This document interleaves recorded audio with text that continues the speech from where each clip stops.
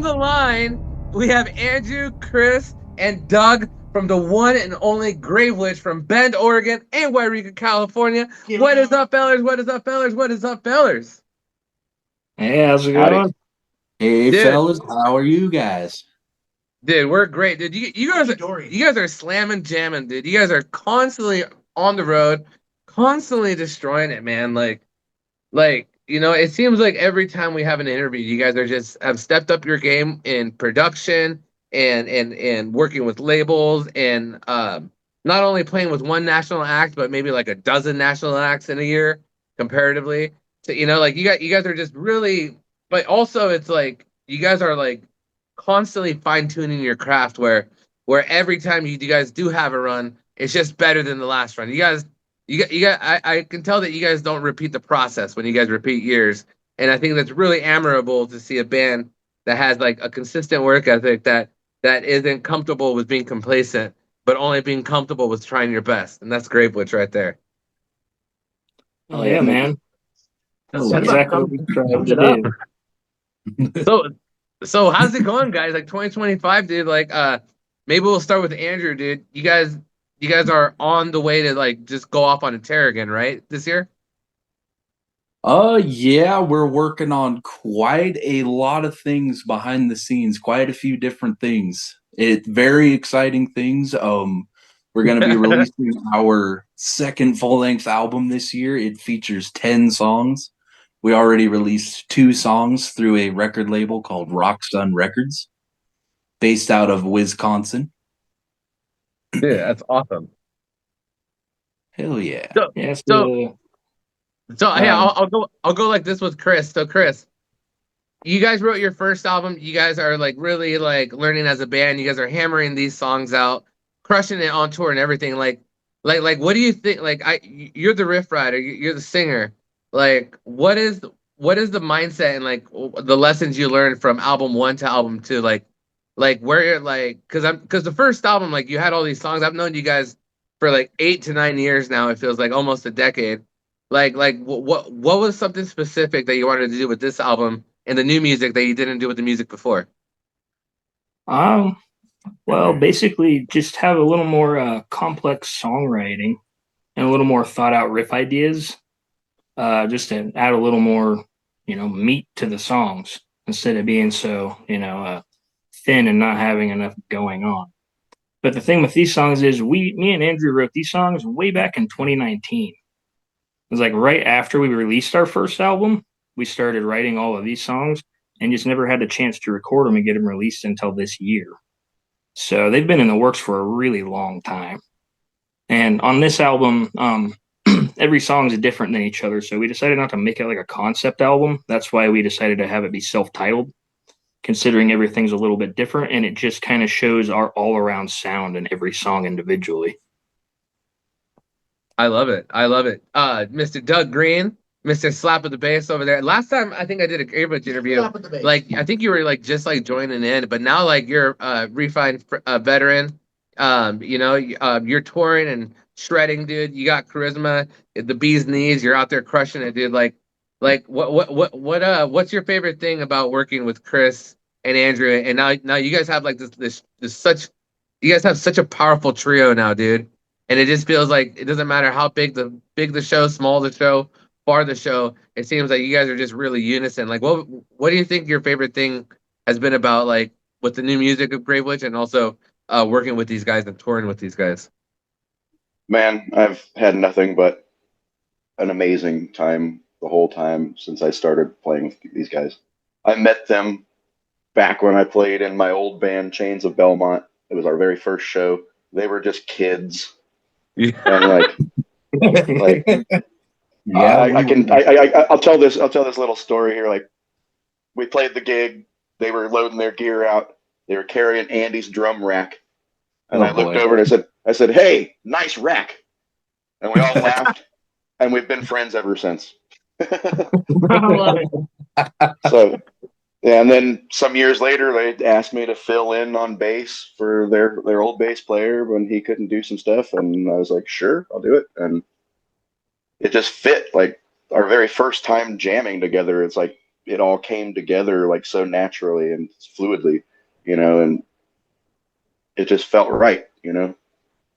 So when they asked me to join the band, I was like, well, the one hang up is I'm 200 miles away from you guys. So if we can make it work, I'm down. I love them. They're my brothers.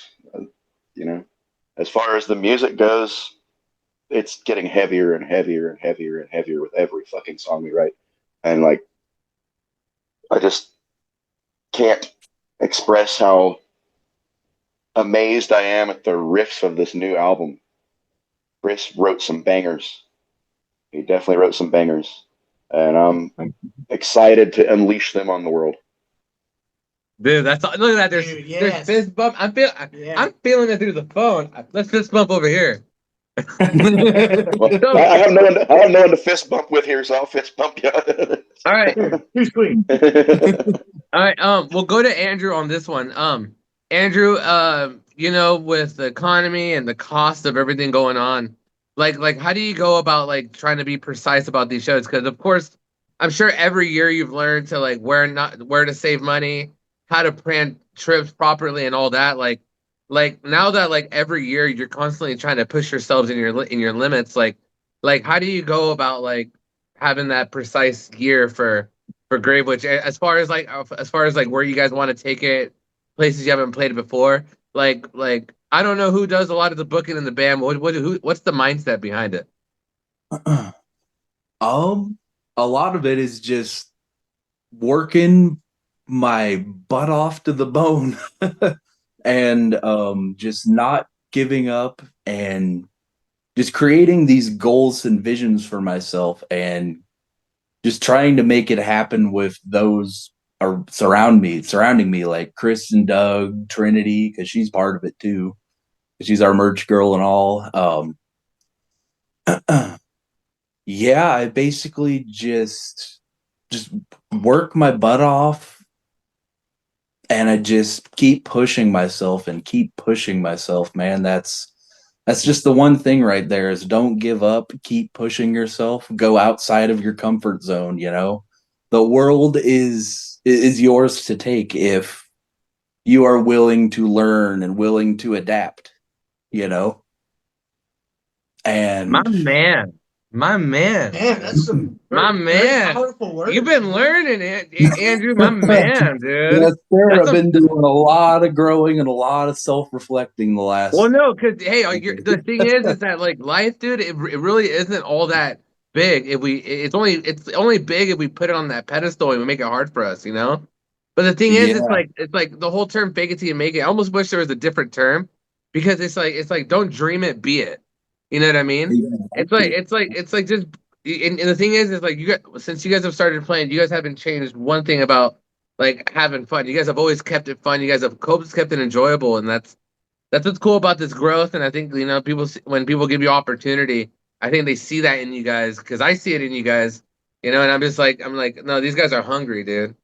But the thing is, it's like people have to like a lot of people misjudge confidence and drive for like having like an ego or being out there, but it's not even like that, dude. It's just it's the thing is, it's like this is what like when you're super passionate and you really love something, it comes out different. You feel it different. You know what I mean? And if you don't believe in yourself, nobody else will believe in you. Yeah, exactly. and hearing that from you guys, like, oozing machine, let's dab it out. If you don't believe in yourself, then what are you doing? What are you doing with your time? What are you doing with your life? What are you doing with your goals? Right. The audience will pick up on that too. They will know that, hey, this guy's not really fully into it. They'll see that, and then they're not going to be fully into it.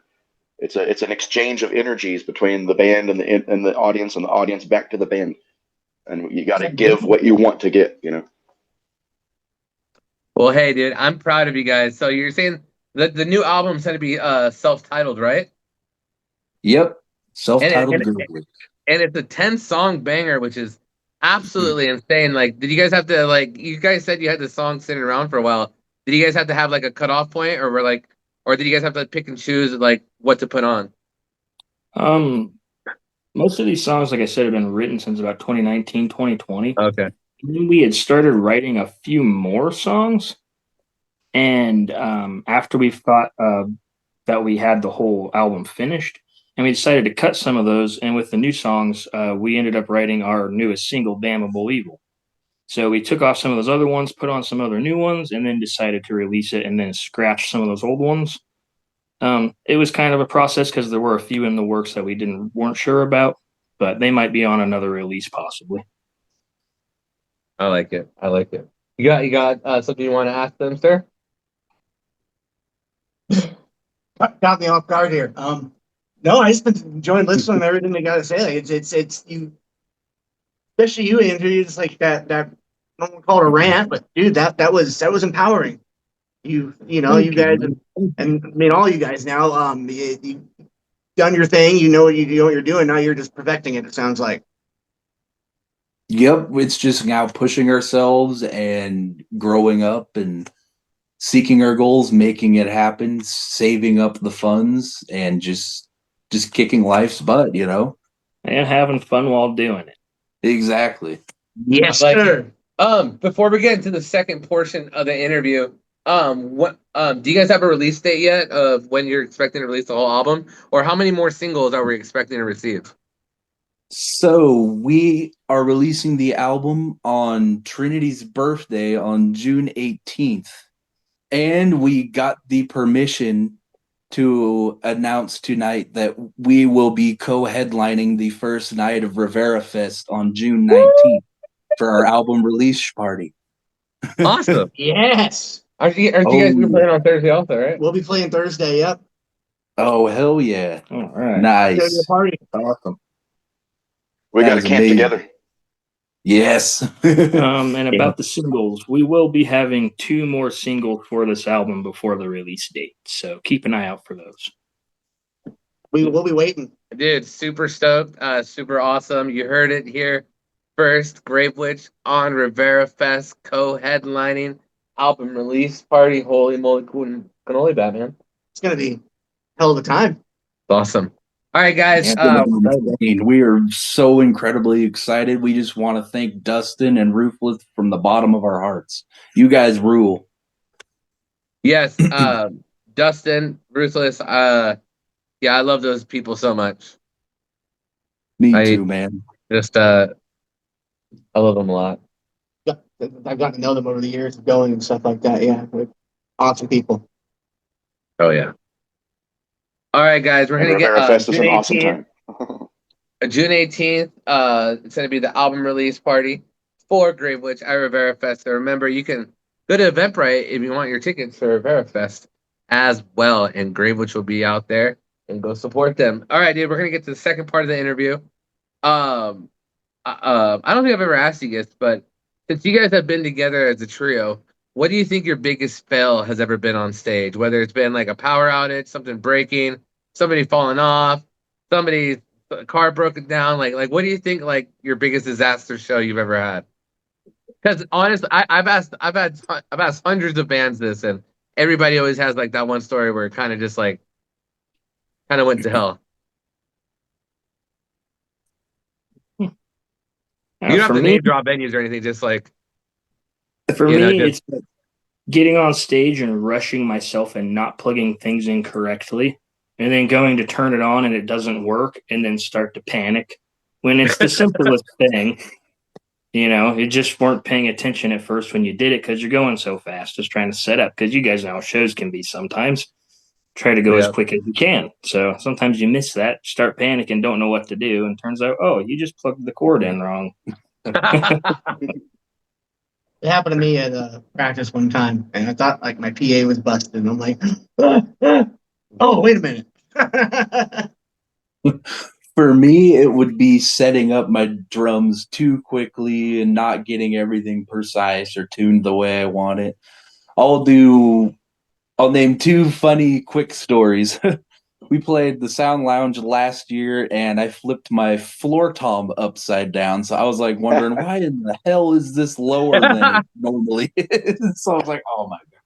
I didn't realize till I flipped it upside down till after the set. And then That's hilarious. another show, I forgot when or where this was, but Trinity was filming us doing her thing.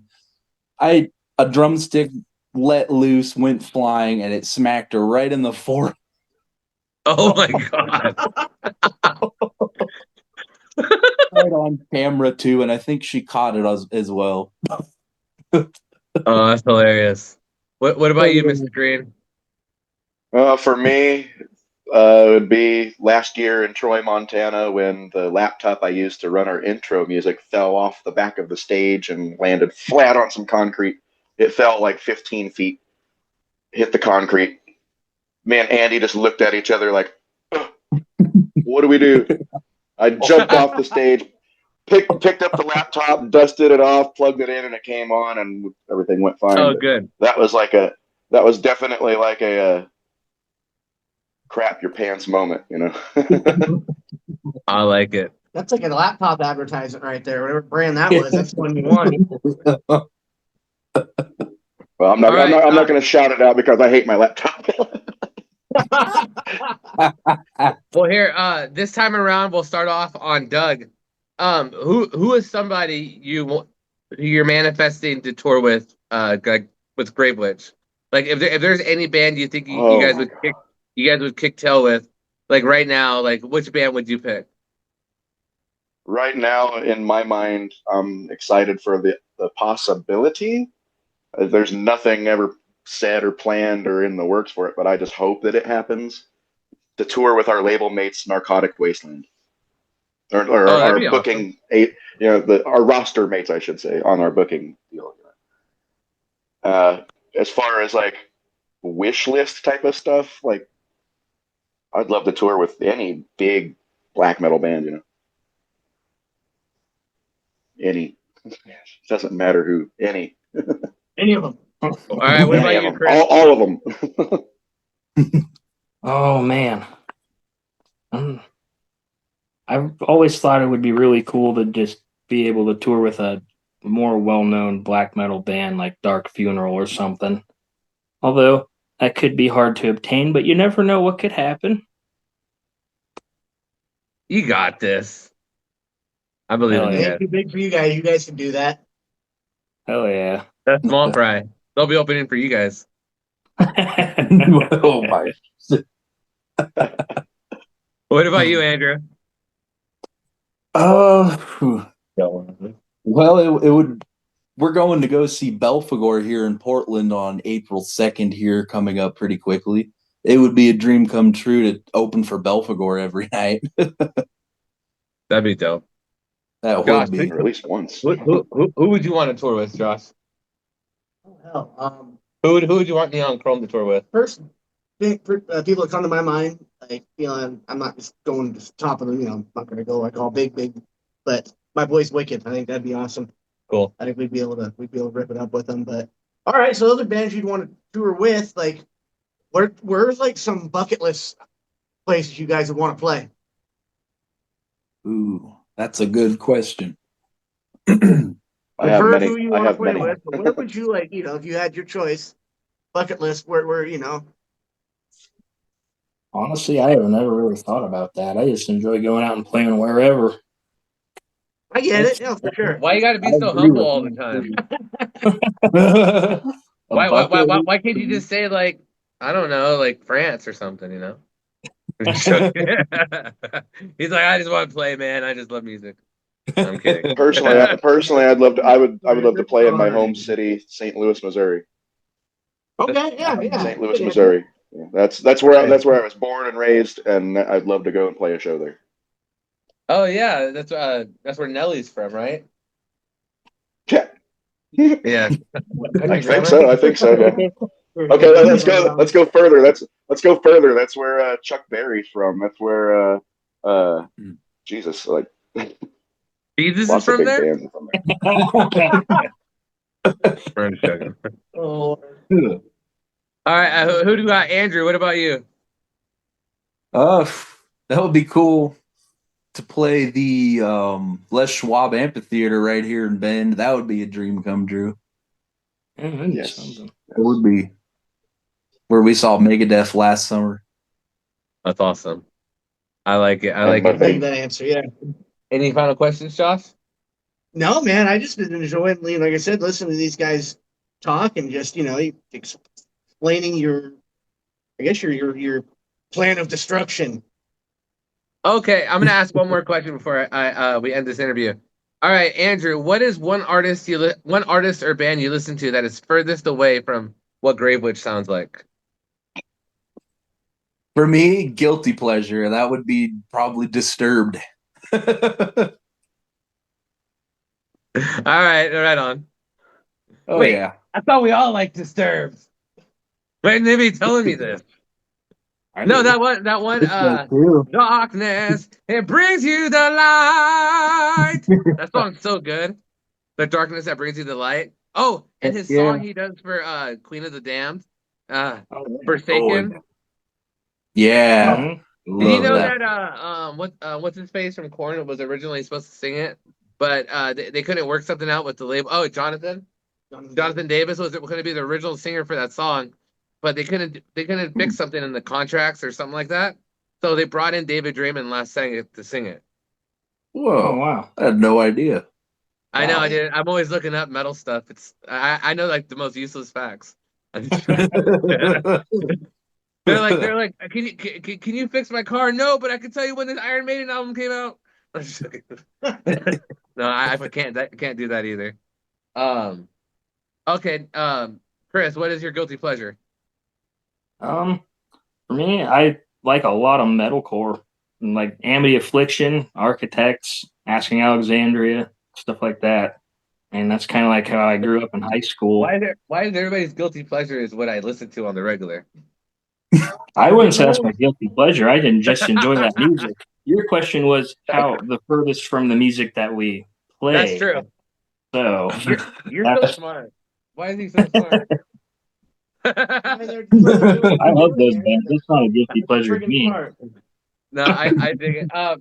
Mr. Doug Green, what about you? I think I've maybe asked you this before. I think you said it's Grateful Dead. It's no secret that I'm a deadhead.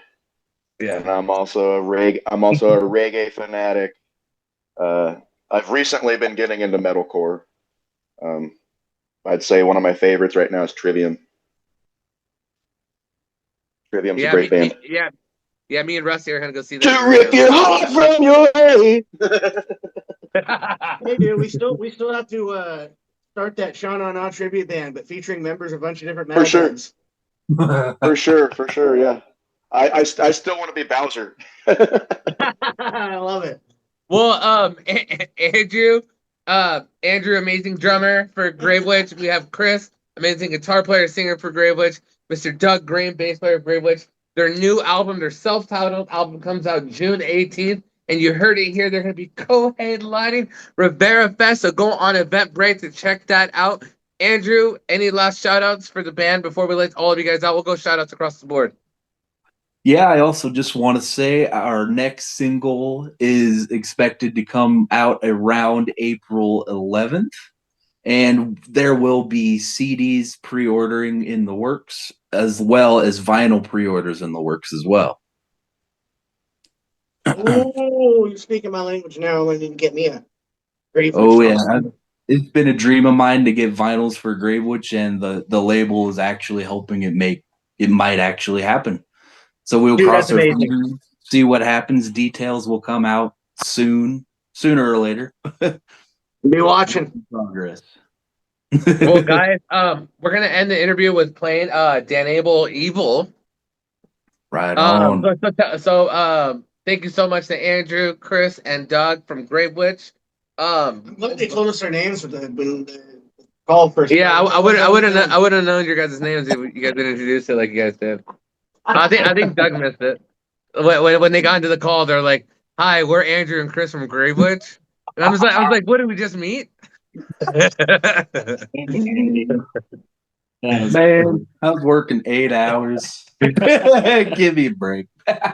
That's it? Only 8? I've been on like 16, bro. Oh, 8 nothing. I mean, you ever work 36 hours in one day? Yeah. Everybody. I'm just joking. No, I love you guys. What is one thing you want to tell us about this song as we let you guys go? About Damnable Evil. Yep. The premise of the song, it's about a insane asylum and just kind of like all the dealings they would do back in the day of how they would try and treat people for their diseases and deformations and all that. That's pretty much the main idea behind the song. I love it. I love it. Any final words for them, Josh, before I let them go? No, dude, just keep doing what you dudes are doing, and we'll see you in June at Rivera Fest. All right. Right Sounds on. good. All right, love you guys. You guys have a great, safe night. Everybody, round of applause for Gravewitch. You as well. You guys take care. Have a great night. It's been a blast, man. Thank you guys so much.